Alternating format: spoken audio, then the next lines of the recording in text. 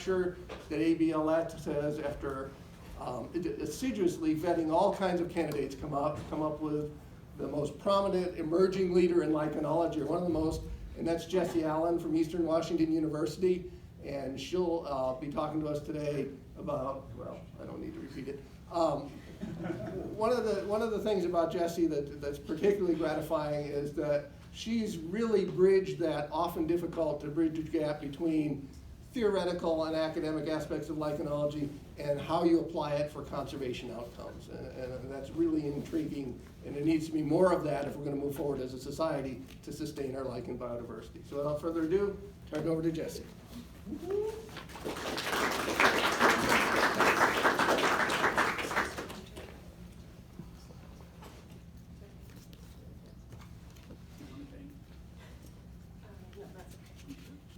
Yeah, that's fine. Okay. Well, thank you, Doug, so much for the introduction. I hope I live up to that status there. And thank you to the American Biological and Lichenological Society for inviting me to give this talk. I am giving a talk on conservation, but rather than start with a doom and gloom story of our current environmental situation, as I'm sure we're all aware of, I decided to start with a conservation success story, and specifically a conservation genetics success story. So this project was focused on staghorn corals in Florida and the US Virgin Islands. And what the researchers did, starting in the year 2000, was to collect fragments of staghorn corals from healthy populations throughout the region, and then they planted them out, effectively gardening the corals, and then they took the corals that were grown in these gardens and reestablished them in degraded coral reefs. It was very successful. This is hugely important, especially because coral reefs are some of the most endangered ecosystems on this planet. The key part here, the conservation genetics part, that's part of why it was so successful, was that they genotyped every single staghorn coral that they collected, and they kept track of that genotype as they were gardening them, and then when they reestablished the populations, they made sure to establish genetically diverse populations so they could be outcrossing. So that's one small corner of conservation genetics. I really like this definition of the field more generally: the application of genetics to preserve species as dynamic entities capable of coping with environmental change. And this is a broad field that draws on techniques from many fields. Some of the more important aspects of conservation genetics include phylogenetics, especially species delimitation, understanding of reproductive biology, topics like sexing individuals, understanding inbreeding depression, population genetics, and some important aspects of that would be genetic diversity, understanding population structure, etc. And depending on the group of organisms you're working on, various aspects of conservation genetics may be more or less important, right? So with organisms like mammals, you might be interested in things like inbreeding depression, etc., but not so concerned with species delimitation. So if we take lichens as an example here, I would argue that species delimitation is hugely important in the conservation genetics of these organisms. There's still a lot of undescribed diversity out there that makes it hard to affect species-level conservation. In the realm of population genetics, understanding genetic diversity, population structure, gene flow are all very important. We're dealing with highly clonal organisms, so our usual measures of effective population size might not be the most important metric we're interested in. And then regarding the reproductive biology, reproduction in lichens is fairly complicated. There are a lot of different options, and just having a basic understanding of what each species is doing out there on the landscape is hugely important. So I thought I'd give a little love to the bryologists here. The B does come before the L in the ABLS after all. So we can think about these same topics and apply them to bryophytes. I don't have much of a knowledge of bryophytes, so I wouldn't presume to emphasize any of these particular topics, but would be happy to chat about this later. Okay, so in this talk I have 4 main sections that I'll go over. So the first, I'm going to highlight a few recent conservation genetic studies that have been done in lichens that I think exemplify these different disciplines within conservation genetics. I will talk about two of my ongoing projects. So the first is conservation genetics of Lobaria pulmonaria throughout North America. The second is focused on developing methods to generate really high quality reference genomes in lichens. And then lastly, I'll talk about some challenges and opportunities in lichen conservation genetics. Okay, so this first study was conducted in Scotland. They used microsatellite loci to characterize the population structure of Nephroma perilli and Nephroma levigatum. What they found was that habitat connectivity was more important in the maintaining gene flow among populations than geographic distance. They found high levels of clonality within populations for both species. So Nephroma perilli is a usually asexually reproducing species, and Nephroma levigatum often produces apothecia, the sexual fruiting bodies of these lichens. But regardless of that, reproductive morphology populations were highly clonal. They also found an association between the genetic diversity and climatic variables suggesting adaptation in this species in this small area in Scotland. Another population genetic study, this one was done in Poland. In this study, they used microsatellites again. They were testing for the effects of a particular pollutant, in this case, alkaline dust pollution, on allelic richness in Usnea subfloridana. Using 3 of the 6 measures for allelic diversity, they found evidence for significantly lower allelic richness in the populations that are affected by alkaline dust pollution than those that were not. And then a taxonomic example here. So this study was done on Rockefeller Chrysophila, quite a mouthful. Originally described as Santasoniella Chrysophila, it was thought to be extinct by the year 2000. Field surveys recovered many extant populations, and then a phylogenetic study found that the genus Santasoniella was wildly polyphyletic and in fact was synonymous with Fuscopinaria, leaving all of these taxa orphaned, and subsequent phylogenetic analyses recovered this Rockefeller Chrysophila as this really highly supported clade, and they described this new genus. So now it's in a monotypic genus, Rockefeller Chrysophila. Okay, so I'm going to move back down to the population genetic level here with this study on Lobaria pulmonaria throughout North America. So this was a project that I worked on. It was a side project during my PhD work, and I came at it with 4 specific objectives. So first, I wanted to characterize the continent-wide population structure of Lobaria pulmonaria throughout North America. I wanted to test for congruence between the fungal and algal population structure, quantify the genetic diversity of the populations to see if in different parts of the country there was higher or lower genetic diversity. And then as sort of a side question, I wanted to figure out if Rickesolia quercesans shared symbionts with Lobaria pulmonaria when they co-occur. Okay, so I sampled throughout North America, especially in the Pacific Northwest and in the Appalachians. So I collected all of these populations except for those in Newfoundland. Those were provided by Troy McMullen and Yolanda Wiersma. So I sampled 19 populations in total, 369 individuals. I sent these samples to Christoph Scheidegger's lab in Switzerland, where they generated the molecular data, so these 8 fungal macrosatellite loci and 9 algal microsatellite loci. And then, so from there I was really interested in the population structure and the genetic diversity of populations. So first I ran a structure analysis and felt very validated. Anyways, this is like the cleanest analysis I think I've had in my entire life. But there were very clearly 2 gene pools based on this sampling in North America. This is not the entire distribution of this species, but at this point this is very clear. So in the fungal partner we see 2 distinct gene pools with very little introgression between them. Also built a minimum spanning network, and again here we see the same population structure with 2 distinct groups, Eastern North American and Western North American. In the algal partner, we see the same pattern. So 2 gene pools, very little introgression. I ran the Rickesolia quercetan samples in with this analysis, the fungal markers don't amplify for Rickettsia quercetans, but algal markers did. And in fact, we see in these co-occurring populations that they cluster very nicely in there with the low-berry pulmonaria algal partners.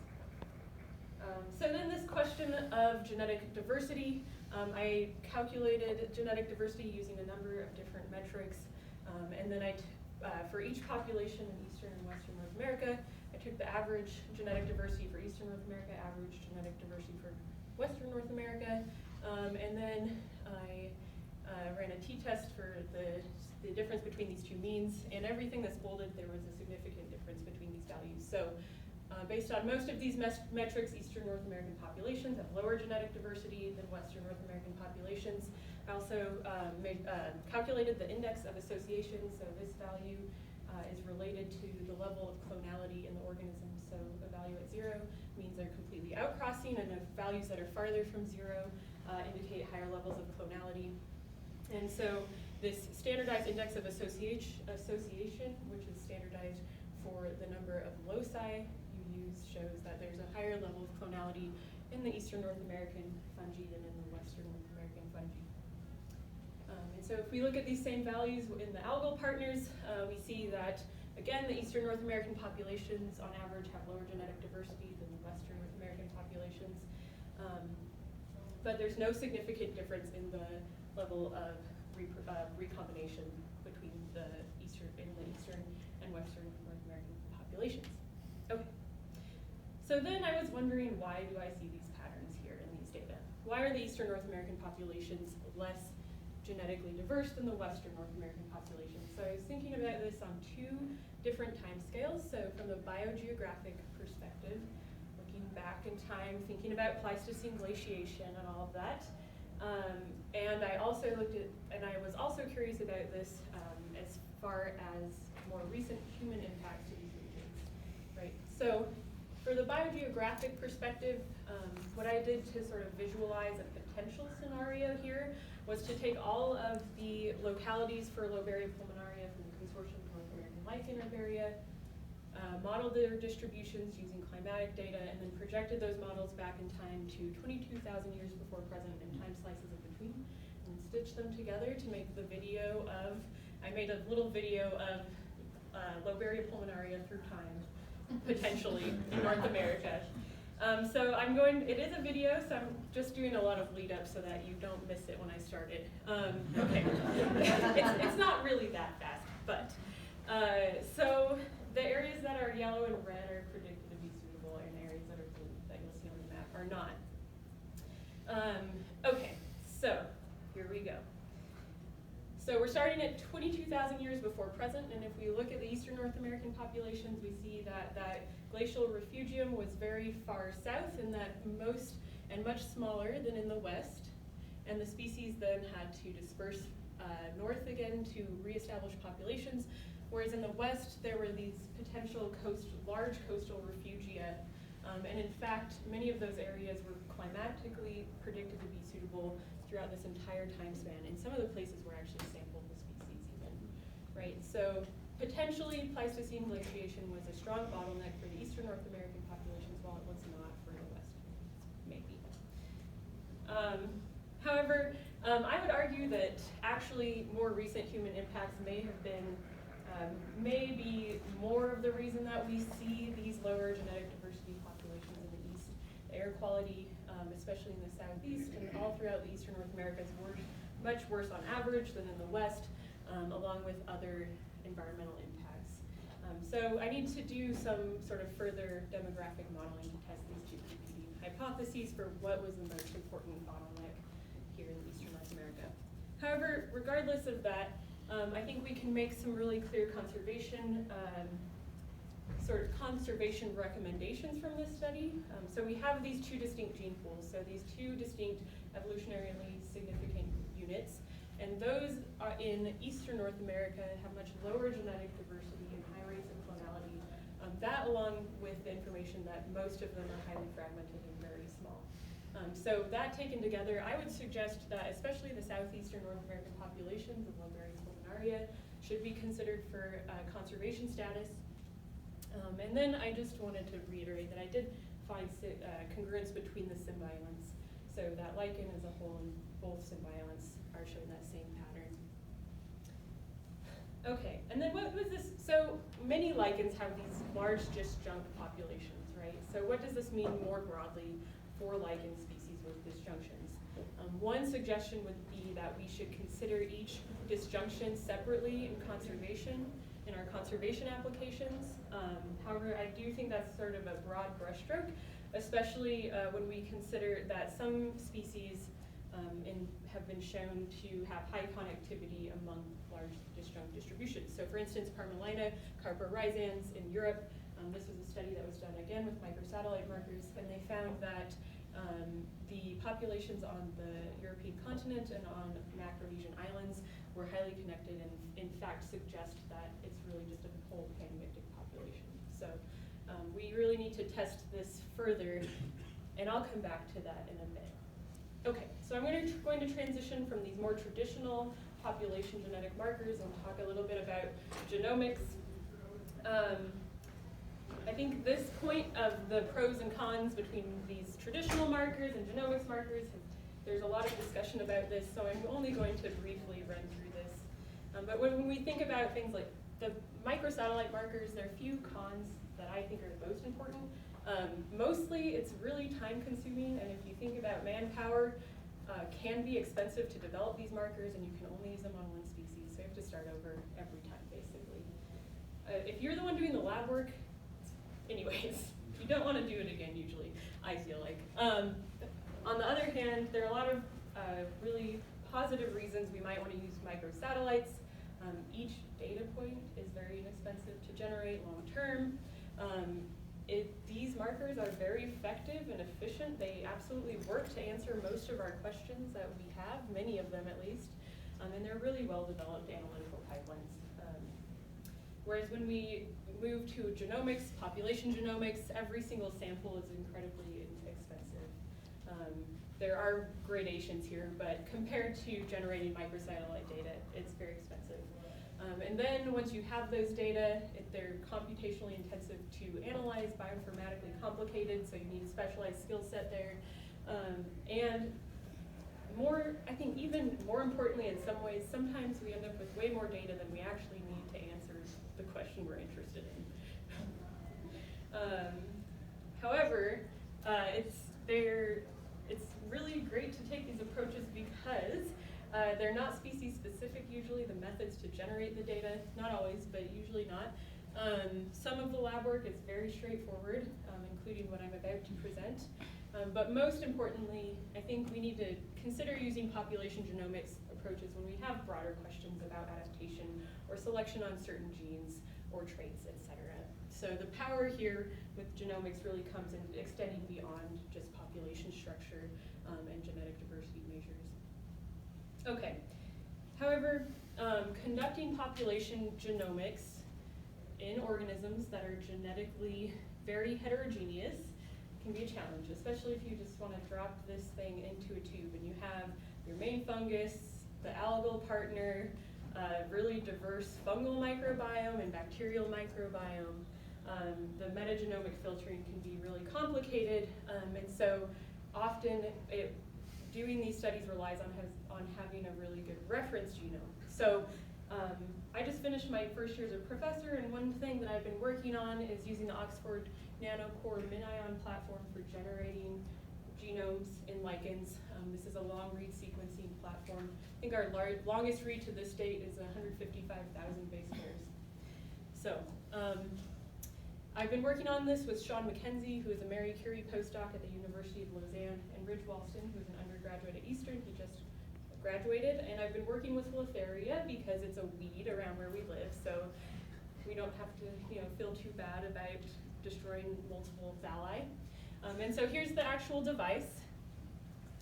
If you haven't seen one before, it's smaller than my mouse. This is my desk. It's amazing. I'm totally in love. You can ask me about this later. This is like the coolest technology that I think has been developed in a long time. It's even better than a cell phone. So, okay. So The objectives with this study were to optimize the laboratory protocols for lichens, assemble and annotate some high-quality reference genomes for the fungal partner, and then hopefully pull out these organelle genomes of other critters that live in the lichens. Okay, so I'm not going to spend too much time on the molecular methods. Please come and ask me about it later if you have any questions. But what we've been doing to get enough input DNA to get really good sequences out of this is to divide the lichens into 16 extractions and then pool them from there. We found the size selection step before starting the library preparation is really key here. And we've been using the ligation sequencing kit. So with Litheria columbiana, in one run we generated 16 gigabases of data, and with Litheria vulpina we generated 19 gigabases of data. So this is sort of at the higher end of what you're estimated to be able to get from here. Okay, we assembled the genome with red bean, and then we corrected the base calls with Illumina data that's available on Sequence Read Archive. Okay, so first, when we filtered the reads we got, we used a modified version of Globology. I originally chose it just for the name, but it actually works really well. So in this method, you take all of these contigs that you've assembled, you blast many of them, usually not all of them, and then you color each dot by what its closest blast hit was, and then here you can see on the y-axis we have coverage, and on the x-axis we have GC content. So here is the lichen genome. You see we're at about 100x coverage there. And then there are these other blue dots ascribable to Ascomycota that are more AT rich. We're pretty sure those are the centromeres. So these are highly repetitive regions in the center of the chromosomes, right? Here we have the algal symbiont, along with some basidiomycete reads, and then here are the bacteria. Okay, so that was beautiful. This was our 19 gigabase run. The one with the 16 gigabase run was not quite as clean, but still definitely usable. Okay, from there, we filtered out redundant contigs, filtered by these GC coverage thresholds, and then we actually blasted all remaining contigs to do any last filtering that needed to be done. Okay, so we were interested in the completeness of our genome compared to other lichen genomes out there. So these are most of the lichen genomes available right now, and this is a measure of sort of contiguity. So on the y-axis, you have the cumulative length of the assembly and the number of contigs on the x. So how many contigs is your genome contained on? And here's our Litheria vulpina assembly, which is right in there, with the other lichen genomes that were generated with Illumina data. You see that our genome is a little bit bigger, again, probably because of these centromeres. And then Litheria columbiana was in there with the other sort of middle of the road lichen genomes, but also good, but not the best. Okay, we also measured completeness by using the Busco gene set to look for these highly conserved eukaryotic genes. So again, we have a number of lichen genomes here, and you can see that our Litheria columbiana and vulpina in green are right in there with the most complete lichen genomes. So we're finding these highly conserved genes. Looking at GC content again in the assembly, we do have this AT-rich region, probably the centromeres. Okay, we did a quick and dirty analysis of purifying selection versus positive selection. Take this with a grain of salt. But basically, there are a number of problems with this analysis. So this is just comparing the two Litheria genomes, and that dotted line there would indicate no selection on a gene. These are all the genes. To the left of that dotted line are all of the genes that are under purifying selection. Everything that's orange is under significant purifying selection. Everything to the right of the dotted line is under positive selection, and you see that there are no genes under significant positive selection. But we really need to wait. We're waiting for some population genetic data to really test this. One of our more interesting findings was that in all of the thalli, we actually ran 3 genomes here, and we found that there are 2 haplotypes of the main fungal partner in all of these thalli, and that they vary from 2 to 1 and a 3 to 1 ratio between the 2 haplotypes. So in this graph, in this figure, we see 3 contigs, and the sites that are homologous between the 2 haplotypes are in green, and then the sites that are non-homologous are in orange and blue. And so you can see that that orange haplotype, here we have more of a like 2-to-1, 3-to-1 ratio. There's a few features on here you might notice. There's a switch between the orange and the blue. This is just a computational error. These peaks of high coverage, those are probably repeat regions, but the most interesting thing we've seen so far is that there are these regions where the dominant haplotype drops out, and we're not sure what that's about. So maybe some large deletions, maybe, who knows. Anyways, stay tuned. We were able to pull out the organelle or genomes from some lichen-associated taxa, so from that main fungal partner, we have the triboxioid chloroplast mitochondrion. We also found the 2 different tremeloid mitochondria. So these are part of the microbiome in the cortex. We looked for the mat loci. In both of our Columbiana runs, we found both mat loci, and in Vulpina, we found only one. So Columbiana is usually outcrossing, or usually producing apothecia, not necessarily outcrossing, but Vulpina is usually not. Anyways, okay, so the summary here is that this platform has been working really well for us, and it also has really great flashing lights on it. You just feel so sciencey when you run this thing. It's very cost effective, it's time efficient. The laboratory protocols are straightforward. So I work at a primarily undergraduate institution with not very many molecular biology tools available to me. And I also worked on this with an undergraduate who by the 3rd run did all of the hands-on laboratory work. So I think it's also a great training tool. Okay, so how much time do I have? 2 minutes. Oh, that's plenty. Take a breath. Okay, so my last section, challenges and opportunities in lichen conservation genetics. I think one of our challenges is just to be mindful of our proper application of terminology, so that if we are claiming to do a population genetic study, we're really looking at genetic diversity within and between populations and thinking about the mechanisms that are leading to those sort of genetic patterns that we're seeing. And a hand in hand in that, with that, is that we should be using appropriate genetic markers for our question, right? So if we're working at the population level, we're really using population level markers. I have a lot more opportunity slides than challenges. So the first one, we really just need to do more population genetic studies on lichens. This is starting to happen. I think every year there are more and more of these. But we really need to focus on doing these studies on really diverse lichens, so different growth forms, different substrates, different reproductive modes, different distributions, so that we can start to draw some broader conclusions about what lichen traits actually shape these genetic patterns that we see across the landscape.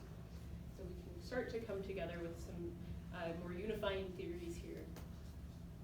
And then, especially with the advent of these population genomics tools, more studies that are really focused on adaptation and what spatial scale adaptation happens at, so we can think about the resiliency of these organisms in the face of continued environmental change. And then finally, tying back to the original coral study here, I'm really looking forward to seeing us genotyping individuals and being thoughtful about reestablishing and restoring genetically diverse populations. And then finally, more broadly, lichens are incredible study systems, especially with our current genomics tools. They're complex multicellular organisms that are diverse. They've evolved multiple times throughout the fungal tree of life. Their genomes are generally fairly small, and they occur all over the planet. So what I'm really looking forward to is not only seeing advances in lichenology, but I think we have the potential as a community to really shape the whole discipline of biology more broadly in the coming years. So, thank you.